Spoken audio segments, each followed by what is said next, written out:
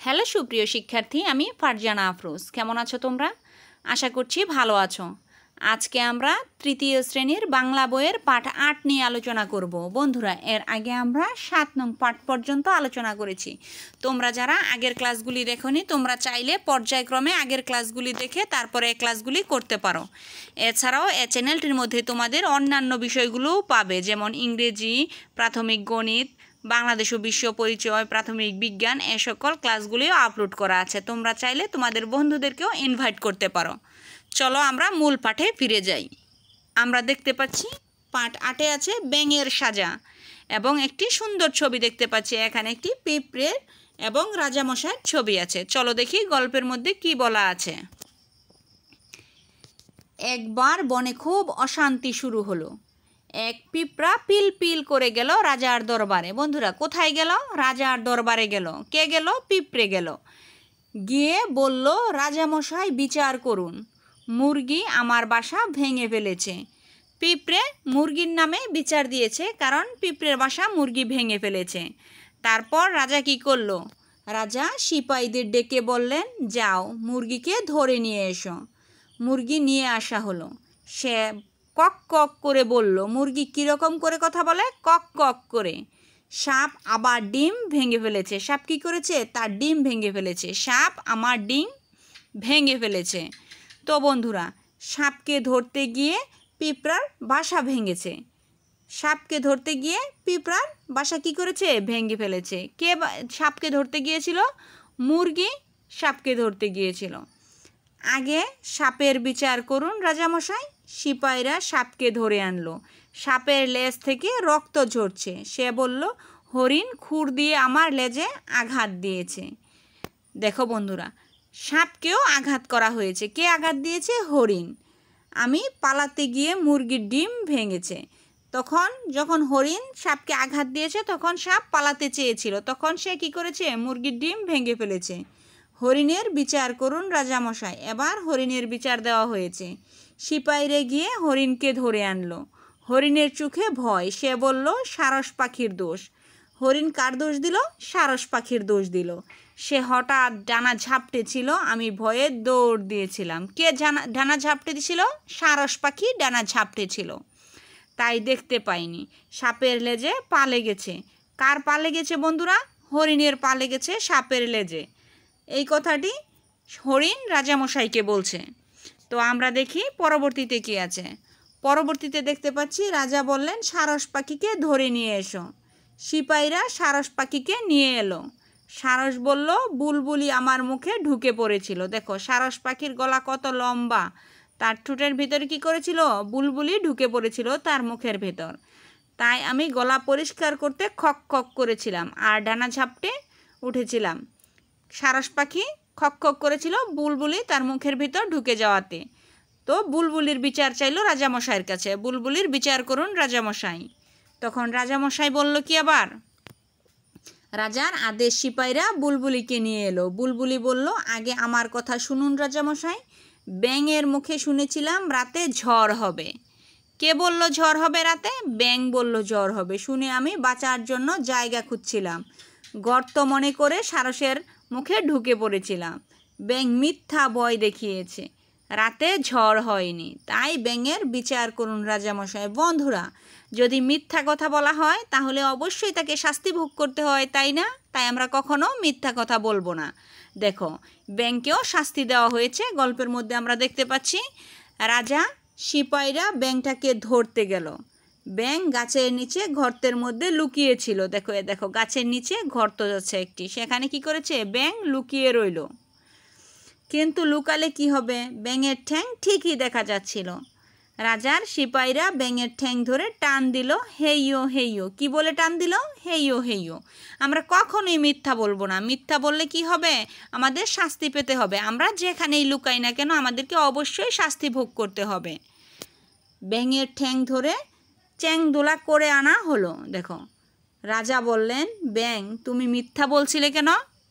ব্যাঙকে মিথ্যা বলার কারণে রাজামশাই এবার কি করে একটু চলো দেখা যাক। ব্যাঙ বলল, ঘ্যাঙর ঘ্যাং, শহরে বেড়াতে গিয়েছিলাম রাজামশাই। চায়ের দোকানে শুনলাম লোকেরা বলছে রাতে ঝড় হবে। আমি সে কথাই বুলবুলিকে বলেছিলাম। দেখো বন্ধুরা, কারো মুখ থেকে কোনো কথা শুনে যাচাই বাছাই না করে সেটা বলে দেওয়া এক ধরনের গুজব, এবং সেখানে অনেক বিপদ ঘটতে পারে। তাই আমরা অন্য কারো মুখের কথা শুনেই শুধু যেখানে সেখানে সেটা বলে বেড়াবো না, আগে আমরা প্রমাণসহ বোঝার চেষ্টা করব। দেখো, রাজা বললেন, তুমি শহরে গুজব এনে বনে রটিয়েছ, বনের অশান্তি নষ্ট করেছ। বনের কি করেছে? শান্তি নষ্ট করেছে। গুজব রটানোর জন্য তোমার শাস্তি হবে। তো বন্ধুরা, বনে অশান্তি ঘটালে গুজব রটানোর জন্য তাহলে তো তাকে শাস্তি পেতেই হবে। সে মিথ্যা কথা বলেছে, আমরা কখনোই মিথ্যা কথা বলবো না। তারপরে দেখো, রাজার সিপাহীরা ব্যাঙটাকে কাঁঠাল গাছের তলায় নিয়ে গেল, চাবুক মারতে লাগলো, কিন্তু বারবার চাবুক গিয়ে লাগলো কাঁঠাল গাছের ডালে। সেই কাঁঠাল গাছের কষ গড়িয়ে পড়লো ব্যাঙের গায়ে। তারপর থেকে ব্যাঙের গায়ে দাগ হয়ে গেল। দেখো বন্ধুরা, ব্যাঙের শরীরে ছোট ছোট দাগ আছে। আমরা কখনো মিথ্যা কথা বলবো না। মিথ্যা কথা বললে আমাদের শাস্তি পেতে হবে।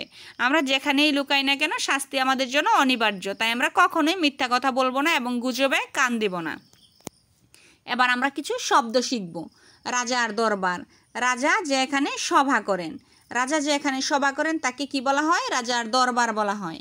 সিপাই, সিপাই মানে কি? সৈনিক। গুজব, মিথ্যা তথ্য। রটানো মানে ছড়ানো। চাবুক, মারার জন্য যে লাঠির মাথায় দড়ি থাকে। দেখো, মারার জন্য যে লাঠির মাথায় দড়ি থাকে তাকে কি বলা হয়? চাবুক বলা হয়। নিচের শব্দ নিয়ে শূন্যস্থান পূরণ করি। এবার আমরা নিচে কিছু শব্দ দেখতে পাচ্ছি, সেই শব্দগুলো দিয়ে এখানে শূন্যস্থানগুলি আমরা পূরণ করব। তো আমরা প্রথম শব্দটি হচ্ছে পিল পিল, দ্বিতীয় হচ্ছে কক কক, তৃতীয় হচ্ছে হেইয়ো হেইয়ো, চতুর্থ হচ্ছে ঘ্যাঙর গ্যাং। এবার আমরা যথোপযুক্ত শব্দটি আমরা সঠিক স্থানে বসাবো। দেখো, পিঁপড়া এখানে দেশ করে রাজার দরবারে গেল। কি করে গেল? পিল পিল করে রাজার দরবারে গেল। তাই আমরা এই ফাঁকা স্থানে পিল পিল লিখব। তোমাদের সুবিধার জন্য আমি এখানে লিখে রেখেছি। দেখো, পিঁপড়া পিল পিল করে রাজার দরবারে গেল। মুরগি কক কক করতে করতে এলো। মুরগি কি করতে করতে এলো? কক কক করতে করতে এলো। উপরে সেই কক ককটা আমরা এখানে বসিয়ে দিলাম। ব্যাঙ বলল ঘ্যাঙর গ্যাং। দেখো, এখানে ঘ্যাঙর গ্যাং আছে, সেই ঘ্যাঙর গ্যাংটি আমরা এই ফাঁকা স্থানে বসিয়ে দিলাম। ভেঙের ঠ্যাং ধরে টানতে টানতে বলল, কি বলল? হেইয়ো হেইয়ো।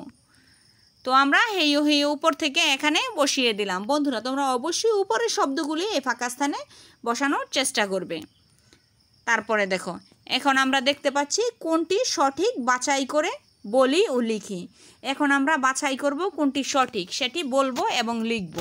তো আমরা প্রথমেই দেখতে পাচ্ছি পিঁপড়া পিল পিল করে গেল। কোথায় গেল বন্ধুরা? পিঁপড়া রাজার দরবারে গেল। এখানে আরও অনেক কিছু দেওয়া আছে, শহরের কাছে, কাঁঠাল গাছের তলায়, মাটির গর্তে। এগুলি আমাদের সঠিক নয়। তাই যেহেতু আমাদের এখানে বলা আছে কোনটি সঠিক বাছাই করে বলি ও লিখি, তো আমরা বললাম রাজার দরবারে। তোমরা এটি উত্তর এভাবে লিখতে পারো। উত্তর লিখে ঘ দিয়ে শুধু তোমরা লিখবে রাজার দরবারে। এখানে রাজার দরবারে এইটুক উঠিয়ে দেবে উত্তরের পরে। আশা করছি বুঝতে পেরেছ। তারপরে দেখো, লেজ থেকে রক্ত ঝরছে। বন্ধুরা, আমরা গল্পের মধ্যে দেখলাম কার রক্ত ঝরছে? সাপের রক্ত ঝরছিল, কারণ হরিণ তাকে আঘাত করেছিল পা দিয়ে। তাই তার কি হয়েছিল? সাপের লেজের মধ্যে রক্ত জমাট বেঁধে আছে এবং সেগুলি ঝরছে, রক্তগুলি ঝরছে। তাহলে কার রক্ত ঝরছে? হরিণের, বুলবুলির, মুরগির না সাপের? আমাদের সঠিক উত্তর হচ্ছে সাপের। আমরা লিখব সাপের রক্ত ঝরছে। আশা করছি বুঝতে পেরেছ। ব্যাঙ, ব্যাঙ বেড়াতে গিয়েছিল। কোথায় গিয়েছিল? শহরে গিয়েছিল। সেখান থেকে সে গুজবটি ছড়িয়ে নিয়েছে। শহরের চায়ের দোকান থেকে সে শুনেছিল ঝড় হবে, সেগুলি সে বনে ছড়িয়ে দিয়েছিল। আশা করছি আমরা যেখানে সেখানে যা শুনবো তাই শুধু প্রচার করব না, আগে আমরা তার সত্যতা যাচাই করব। তো আমরা আমাদের পরবর্তী সেশনটি দেখার চেষ্টা করছি। দেখো, এখান থেকে দেখতে পাচ্ছি বলি ও লিখি। পিঁপড়া রাজার দরবারে গেল কেন? কে মুরগির ডিম ভেঙেছিল? বুলবুলি কোথায় ঢুকে পড়েছিল? কিভাবে ব্যাঙের গায়ে দাগ হলো? তো আমরা উত্তরটি এভাবে নিয়েছি। উত্তর, বনে খুব অশান্তি শুরু হওয়ার কারণে পিঁপড়া রাজার দরবারে গেল। পিঁপড়া রাজার দরবারে গেল কেন জানতে চাওয়া হয়েছিল। বনে খুব অশান্তি শুরু হয়েছিল, এজন্য পিঁপড়া রাজার দরবারে গেল। তারপরে আমাদের প্রশ্নটি হচ্ছে কে মুরগির ডিম ভেঙেছিল? আমরা জানি সাপ মুরগির ডিম ভেঙেছিল। বুলবুলি কোথায় ঢুকে পড়েছিল? বুলবুলি সারস পাখির মুখে ঢুকে পড়েছিল। তারপরে দেখো কিভাবে ব্যাঙের গায়ে দাগ হলো। ব্যাঙ বনে গুজব ছড়িয়ে দেওয়ায় বনে অশান্তি শুরু হলো। বনের সবাই একে একে রাজার দরবারে হাজির হলে ব্যাঙ দোষী সাব্যস্ত হয়। তাকে কাঁঠাল গাছের তলায় চাবুক মারা হয়। চাবুকের আঘাতে কাঁঠাল গাছের কষ ব্যাঙের গায়ে গড়িয়ে গড়িয়ে পড়ে ব্যাঙের গায়ে দাগ হলো। বন্ধুরা, আমরা জানি ব্যাঙ গুজব ছড়িয়েছিল, এজন্য তাকে রাজা কি করেছিল? শাস্তি দিয়েছিল। কাঁঠাল গাছের তলায় নিয়ে কি করা হয়েছিল? তাকে আঘাত করা হয়েছিল চাবুক দিয়ে। সেই চাবুকের আঘাতে কাঁঠাল গাছের কষ গড়িয়ে গড়িয়ে তার শরীরে পড়ায় সে শরীরে কি একটি দাগের সৃষ্টি হলো। তার শরীরে দেখো বিভিন্ন ধরনের দাগ আছে ছোট ছোট। তার পরবর্তীতে আমরা দেখার চেষ্টা করছি। আমরা পরবর্তীতে দেখতে পাচ্ছি ছবি দেখে নাম বলি এবং একটি করে বৈশিষ্ট্য লিখি। এখানে আমরা প্রথম ছবিটি দেখতে পাচ্ছি মোরগের। তাহলে আমরা লিখি মুরগি কক কক করে শব্দ করে। তারপরে মুরগি এক জাতীয় পাখি। আরও অনেক বৈশিষ্ট্য আছে, তোমরা চাইলে যে কোনো বৈশিষ্ট্য লিখতে পারো। তারপরে দেখো আমরা এখানে লিখেছি হরিণ খুব দ্রুত দৌড়াতে পারে। আমরা জানি হরিণ অনেক দ্রুতগামী প্রাণী, তাই আমরা লিখেছি হরিণ খুব দ্রুত দৌড়াতে পারে। তারপরে দেখো সাপের বৈশিষ্ট্য লিখেছি আমরা সাপের শরীরে বিষ থাকে। সারস লম্বা পা ও লম্বা গলা বিশিষ্ট একটি পাখি। তোমরা অন্য বৈশিষ্ট্যও লিখতে পারো। তারপরে দেখো ব্যাঙ, ব্যাঙ পোকামাকড় খায়। তারপরে হচ্ছে বুলবুলি, বুলবুলির মাথায় দেখো ঝুঁটি আছে, তাহলে আমরা লিখেছি বুলবুলির মাথায় ঝুঁটি থাকে। পিঁপড়া, পিঁপড়া পিল পিল করে চলে। এ সকল কিছু এই প্রাণীগুলির বৈশিষ্ট্য। বন্ধুরা, আমরা আশা করব তোমরা তোমাদের সহপাঠীদের সাথে মিলে আরও নতুন নতুন বৈশিষ্ট্য সম্পর্কে আলোচনা করবে এই প্রাণীগুলির এবং তোমাদের খাতায় লেখার চেষ্টা করবে। এরই মধ্য দিয়ে আমাদের আজকের পাঠটি শেষ হতে যাচ্ছে। যদি আমার ক্লাসটি ভালো লেগে থাকে, উপকারে এসে থাকে, তাহলে অবশ্যই চ্যানেলটি সাবস্ক্রাইব করে পাশে থাকবে এবং শেয়ার করে অন্যদেরকে দেখার সুযোগ করে দেবে। ধন্যবাদ সবাইকে।